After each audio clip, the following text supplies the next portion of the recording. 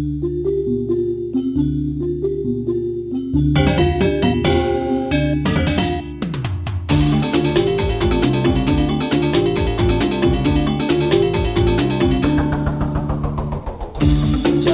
baire, jaga hatuene, mangga entek, stata ajak, mok sata, jaga kita, jaga baline.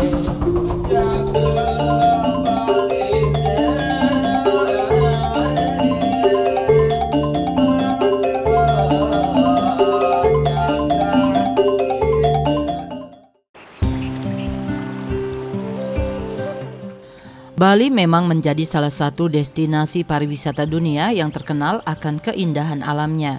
Sehingga pasca dibukanya kembali pintu pariwisata, pasca pandemi COVID-19, sejumlah wisatawan asing mulai berdatangan. Namun kini muncul sejumlah persoalan, salah satunya sulitnya menyaring wisatawan yang masuk benar-benar untuk berwisata, bukan sebaliknya wisatawan murahan. Hal ini bertolak belakang dengan keinginan pemerintah Provinsi Bali ingin mewujudkan quality tourism atau pariwisata berkualitas, bukan sebaliknya mass tourism yang kadangkala lebih banyak ruginya.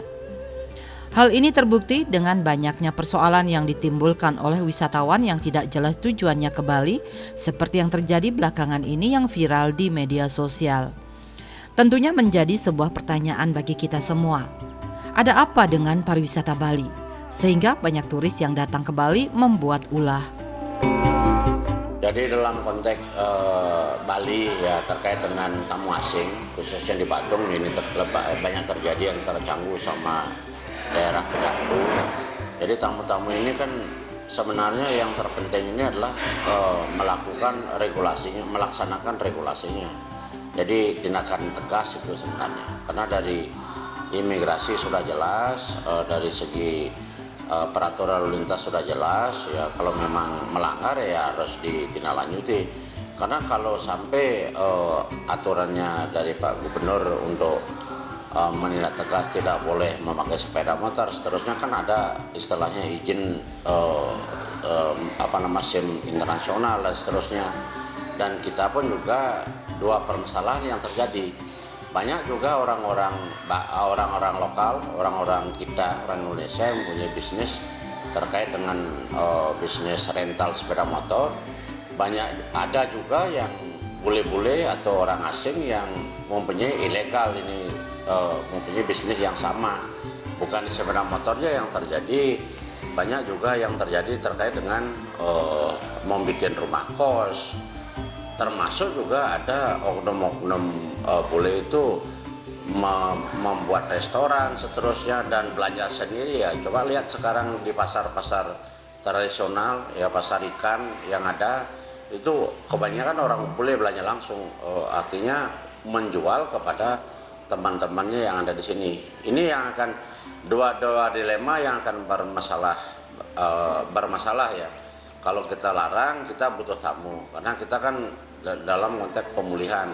Tapi kalau terlalu tidak menerapkan aturan sebebasnya begitu, ya kita kualitas daripada pariwisata kita tidak berkualitas. Ini yang dilema dua gitu ya.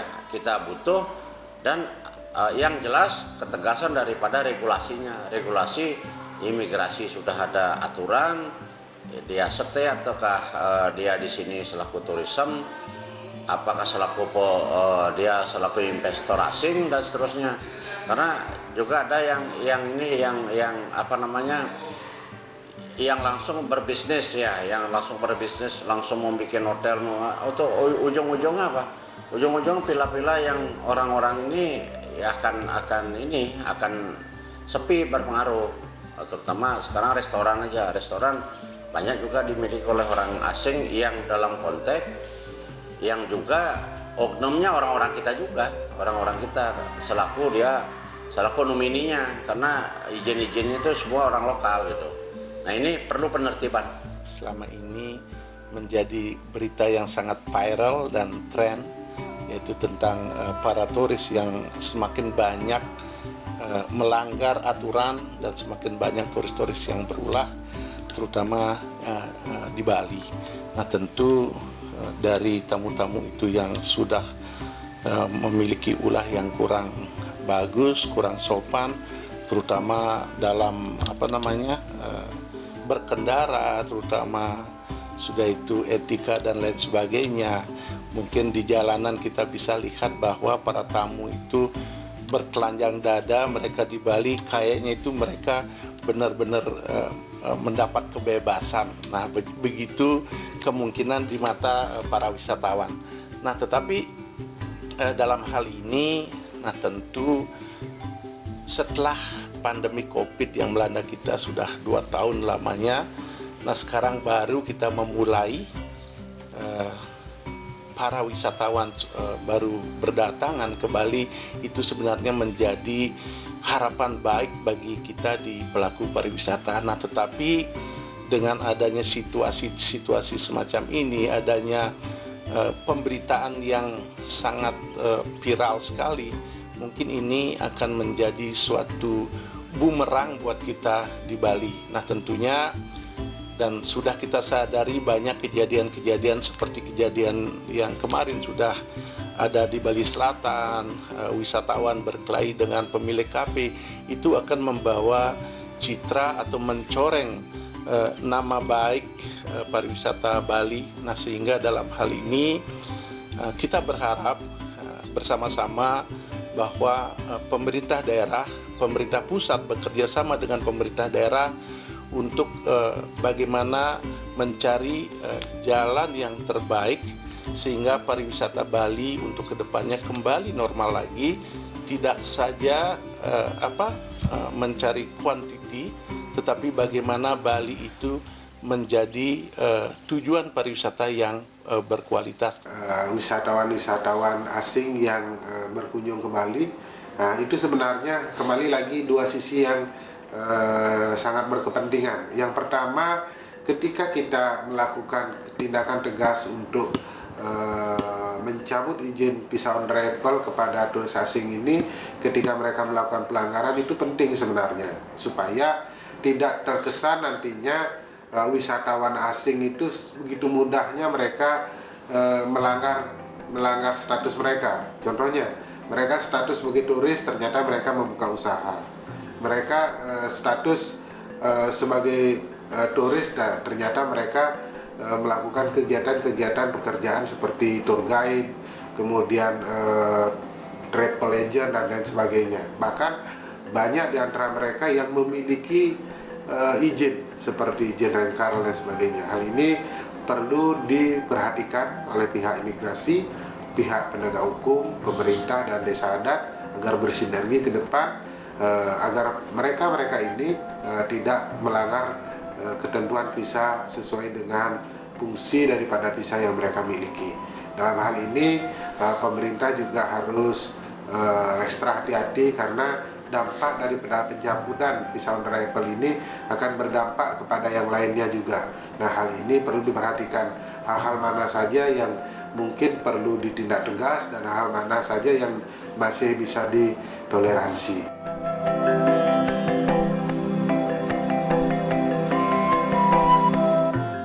Belakangan ini masyarakat Bali melalui jagat maya disuguhkan pemberitaan dan informasi yang viral soal turis asing berulah. Sontak warganet merasa gerah dengan langsung mengecam aksi turis asing yang berulah tersebut. Para wisatawan ini dengan bebas dan leluasa menggunakan sepeda motor di jalan tanpa menggunakan helm dan bahkan ada beberapa yang tidak memakai baju. Hal ini tentunya membuat para pengguna jalan lainnya gerah karena selain dinilai melanggar aturan, juga membahayakan para pengguna jalan lainnya. Lebih parahnya di beberapa sudut jalan, para wisatawan ini dengan leluasa melakukan aksinya sehingga terkesan ada pembiaran dari pihak kepolisian yang berjaga di jalanan. Baru setelah viral dan bikin resah, akhirnya memaksa aparat penegak hukum dan instansi pemerintah terkait segera bertindak. Polisi pada minggu-minggu akhir Februari lalu mulai gencar merazia turis asing langgar lalu lintas. Travel agent seperti penyewaan mobil dan lain sebagainya, ini banyak di antara mereka itu pelakunya adalah wisatawan asing. Nah, hal ini perlu dikaji oleh pihak pemerintah, masyarakat maupun pihak terkait yang istilahnya hal-hal atau peluang-peluang yang mestinya diambil oleh warga lokal, oleh UMKM kita, kenapa kok bisa diambil oleh wisatawan asing? Contohnya seperti guide. Nah, hal ini akan menjadi dilema nantinya karena saya yakin penguasaan pengetahuan mereka terkait dengan sejarah Bali itu tidak semaksimal masyarakat kita, sehingga khawatirnya ke depan akan berdampak kepada citra budaya Bali. Nah, sehingga perlu diperhatikan dari pihak pemerintah maupun pihak pemegang kebijakan ke depan agar betul-betul memperhatikan kepada siapa izin tour guide, travel agent, dan pengusaha sewa mobil ini diberikan. Jika memang itu diberikan kepada turis asing, perlu diselidiki lebih jauh apakah mereka itu memiliki visa yang tepat ataukah mereka itu menggunakan visa turis. Sehingga harapan kami ke depan, tolong dimaksimalkan para pengusaha lokal ataupun UMKM untuk menangkap peluang-peluang seperti ini, agar peluang-peluang seperti ini di samping memberdayakan masyarakat lokal juga ke depan sangat berpengaruh terhadap budaya Bali. Saya rasa demikian. Baik penertiban dari kalau lintasnya dari jalan, jangan ada oknum lagi yang bisa menyelesaikan di jalan, itu ada di tempat ya. Lakukanlah sesuai dengan prosedurnya, umpama harus membayar tilangnya secara online dan seterusnya, tegas kita.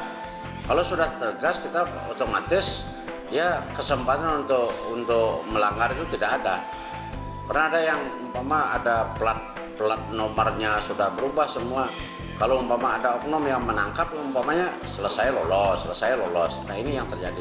Nah, kesempatan ini kalau saya baca di media itu aturannya kan usulan dari Pak Gubernur, itu sangat luar biasa usulannya, karena yang terkait dengan visa on arrival itu adalah keputusan pusat dari imigrasi pusat.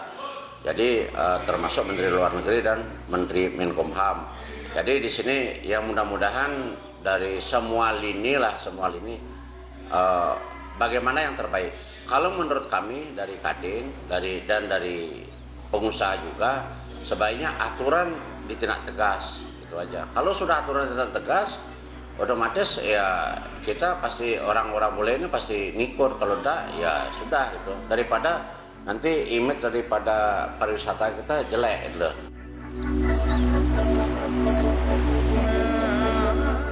Pasca ulah sejumlah turis asing, Pemprov Bali bersama-sama dengan kepolisian dan Kanwil Kemenkumham Bali beserta instansi lain secara intensif terus melakukan pengawasan terhadap orang asing di wilayah Bali. Hasilnya 41 WNA yang sudah diperiksa oleh imigrasi, di mana dari jumlah tersebut 31 orang sudah dilakukan tindakan deportasi dan sisanya masih dalam proses. Saat ini Pemprov Bali memberikan perhatian khusus terhadap dua negara yakni Rusia dan Ukraina yang datang ke Bali cukup banyak dengan berbagai pertimbangan. Hal ini berdasarkan banyaknya pelanggaran yang dilakukan oleh WNA kedua negara yang sedang bertikai tersebut saat mengunjungi Bali. Kenapa dua negara ini? Karena sedang perang sehingga banyak yang datang ke Bali tidak hanya berwisata tapi bekerja. Hal ini tentunya menjadi sebuah persoalan yang serius yang nantinya juga akan berpengaruh pada tenaga kerja lokal di mana akan terus terpinggirkan.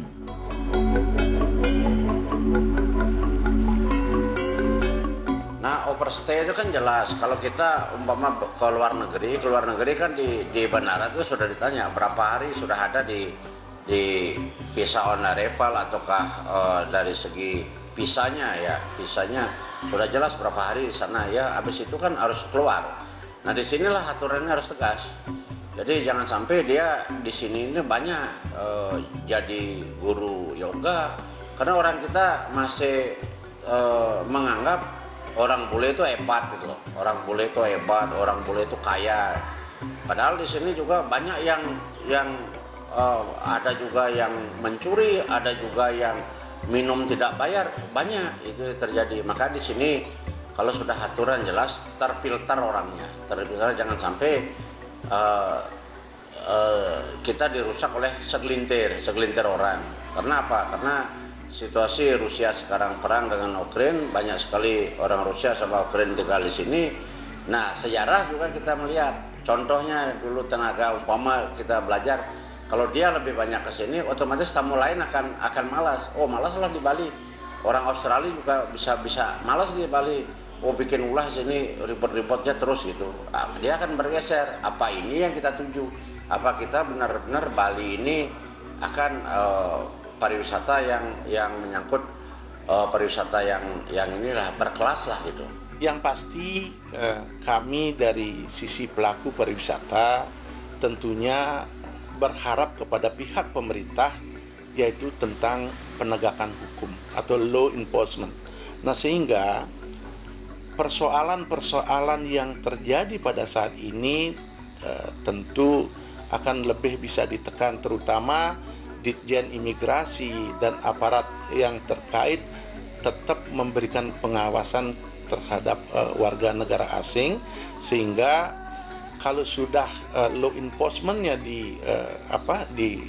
ditertibkan atau dipakai secara massal di Indonesia, khususnya di Bali, nah tentu mereka tidak akan lagi ada yang melanggar dan mereka akan selalu memenuhi aturan yang ada. Tentu dalam hal ini pemerintah terkait tetap bekerja sama dengan stakeholder pariwisata, yang mana yang ujung tombaknya itu adalah satu adalah anggota ASITA, kedua ada PHRI, ketiga ada HPI yang sebagai ujung tombak pariwisata Bali, pariwisata nasional, yang akan memberikan imbauan kepada para turis, para wisatawan yang datang ke Bali untuk menyesuaikan sesuai dengan aturan yang berlaku di Indonesia. Bali merupakan daerah eksodus buat beberapa negara yang berkonflik seperti Rusia dan Ukraina. Tentunya Bali adalah salah satu daerah atau provinsi, bahkan salah satu provinsi di Indonesia yang menjadi tujuan daripada para pengungsi, baik itu dari Ukraina maupun dari Rusia, sehingga dampak daripada terlalu banyaknya pengungsi tersebut terjadi beberapa hal-hal terkait dengan permasalahan sosial, di mana kita melihat bagaimana sikap urakan dan ugal-ugalan daripada turis wisatawan asing itu ketika mereka berkendara dengan sepeda motor di Bali. Jadi ini merupakan hal-hal yang perlu diperhatikan oleh pihak pemerintah maupun masyarakat.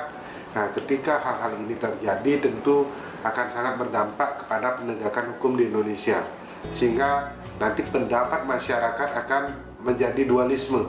Yang pertama, kepada masyarakat lokal kenapa penegakan hukum itu akan ketat sekali, tetapi kepada bule atau wisatawan asing kenapa begitu lemah. Data imigrasi Ngurah Rai, jumlah kedatangan warga negara Rusia melalui pos imigrasi di Bandara Internasional I Gusti Ngurah Rai pada Januari 2023 sampai dengan Maret 2023 sebanyak 43.622 orang, sementara pada 2022 jumlah kedatangan warga negara Rusia mencapai 59.854 orang. Sedangkan menurut data Dinas Pariwisata, jumlah WNA Rusia dan Ukraina yang berkunjung ke Bali sejak 2022 sampai Januari 2023 ini sebanyak 90.833 orang. Sebagian dari mereka tidak hanya berwisata, tetapi juga bekerja secara ilegal. Mudahnya para wisatawan asing memiliki usaha di Bali ini tidak lepas dari kesalahan masyarakat dan pemerintah juga yang dengan mudah memberikan izin usaha tanpa melakukan pengawasan dan cross-check terlebih dahulu. Ditambah adanya sejumlah oknum dari lembaga pemerintah terkait mengeluarkan izin usaha maupun izin mengeluarkan identitas diri dapat dibayar dengan sejumlah uang. Hal ini tentunya sangat miris di mana Bali dijual oleh oknum hanya dengan sejumlah uang yang nantinya akan merugikan semua pihak. Jadinya beberapa kasus, baik itu kasus lalu lintas, kemudian kasus wisatawan asing yang menyalahi visa mereka dan lain sebagainya. Ini sangat berlawanan dengan program pemerintah yang merancang wisatawan tourism ataupun quality tourism ini. Nah, sehingga ke depan dari pihak pemerintah kami harapkan bisa lebih kembali merevisi kembali kebijakan tersebut, hal-hal apa saja yang mesti harus dilakukan ke depannya agar quality tourism yang dicanangkan oleh pemerintah itu bisa terwujud. Tatkala ya kita sebagai orang timur, khususnya kita sebagai orang Bali, nah tentu ini akan sangat menjadi istilahnya tamu itu adalah raja. Tatkala mereka itu datang ke Bali, mengagungkan mereka itu sehingga mereka itu memiliki pemikiran yang sangat bebas. Saya adalah raja, mungkin itulah pemikiran mereka. Nah, sehingga para wisatawan yang datang atau oknum wisatawan yang datang ke Bali itu mereka berulah selama mereka berkunjung di Bali. Nah, itu yang membuat kita itu juga sedikit kebablasan. Nah, tetapi kita berharap bersama pemerintah pusat, pemerintah daerah harus berhati-hati, artinya lebih ketat memberikan pengawasan terhadap para wisatawan biar tidak terjadi lagi seperti yang sudah kita ketahui bahwa sangat gampang mereka mendapatkan izin, mendapatkan KTP, artinya warga negara asing ber-KTP Indonesia itu kan sangat kita sayangkan juga gitu. Alangkah gampangnya bagi mereka itu berpikir bahwa di Indonesia itu semuanya sangat digampangkan. Mungkin nanti ke depannya bagaimana pemerintah tetap akan memberikan pengawasan terhadap para wisatawan, terutama warga negara asing yang berlibur ke Bali, tidak menyalahgunakan mereka memiliki visa on arrival.